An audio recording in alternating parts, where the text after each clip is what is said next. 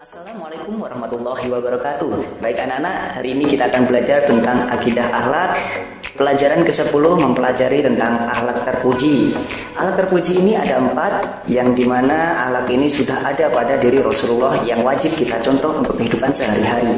Yang pertama tentang syidik. Syidik ini mempunyai arti benar.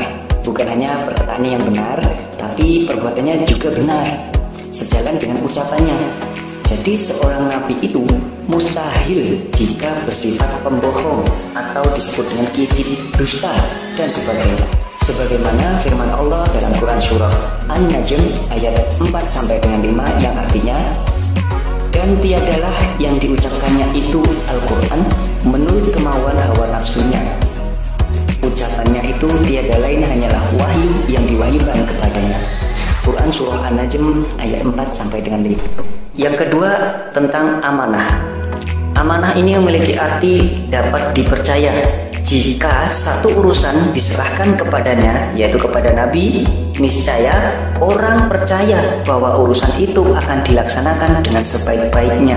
Oleh karena itulah Nabi Muhammad SAW dijuluki oleh penduduk Mekah dengan gelar Al-Amin. Apa arti Al-Amin? Yaitu dapat dipercaya. Jauh sebelum beliau diangkat menjadi nabi, apapun yang beliau ucapkan, penduduk Mekah mempercayainya, karena beliau bukanlah orang yang pembohong. Sebagaimana firman Allah dalam Quran surah Al-A'raf ayat 68 yang artinya, aku menyampaikan amanat-amanat Tuhanku kepadamu, dan aku hanyalah pemberi nasihat yang terpercaya bagimu. Quran surah Al-A'raf ayat 68. Jadi mustahil jika seorang nabi itu berkhianat terhadap orang yang memberinya amanah. Yang ketiga, tabligh. Tabligh memiliki arti yaitu menyampaikan. Menyampaikan segala firman Allah yang ditujukan oleh manusia. Semuanya disampaikan oleh Nabi. Tidak ada yang disembunyikan meski itu menyinggung Nabi sendiri. Yang keempat atau yang terakhir adalah fatonah.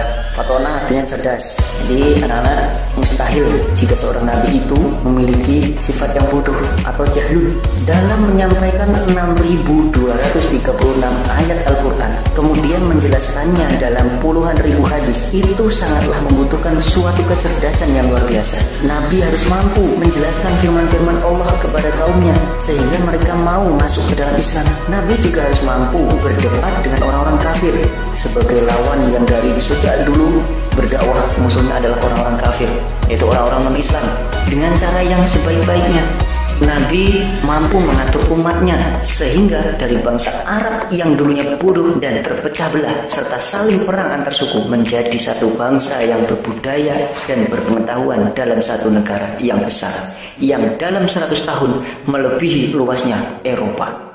Yang berikutnya kita akan membahas tentang Rasul Ulul Azmi, berarti memiliki kemauan keras, juga memiliki kedudukan yang paling tinggi dibandingkan Rasul-Rasul yang lainnya. Yang pertama Nabi Nuh alaihissalam. Nabi Nuh ini mengalami cobaan sangat berat. Selama ratusan tahun beliau berdakwah, hanya puluhan saja yang mau mengikuti ajarannya. Bahkan anaknya Nabi Nuh alaihissalam ini yang bernama Kan'an menentang dan mengikuti ajaran kaum kafir Quraisy. Yang kedua, Nabi Ibrahim alaihissalam.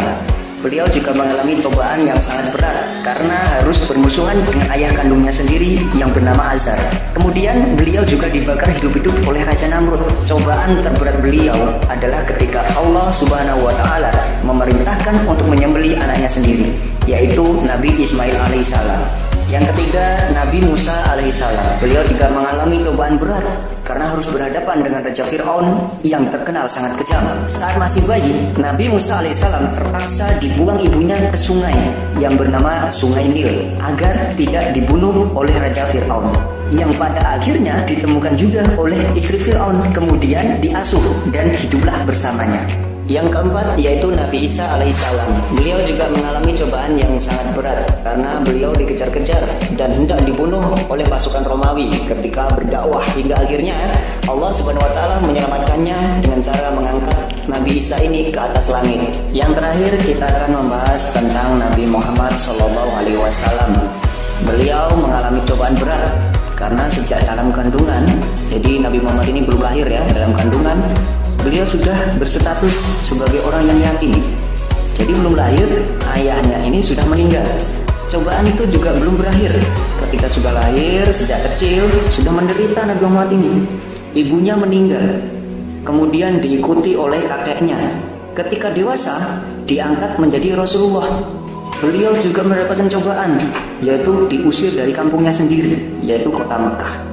Jadi anak-anakku, itu adalah beberapa materi yang perlu kalian pelajari. Yang pertama tadi terkait dengan akhlak terpuji, kemudian yang kedua terkait dengan Rasul Ulul Azmi. Semoga anak-anak dapat mempelajari dengan mudah, diberikan sebuah pengetahuan yang lebih baik oleh Allah SWT.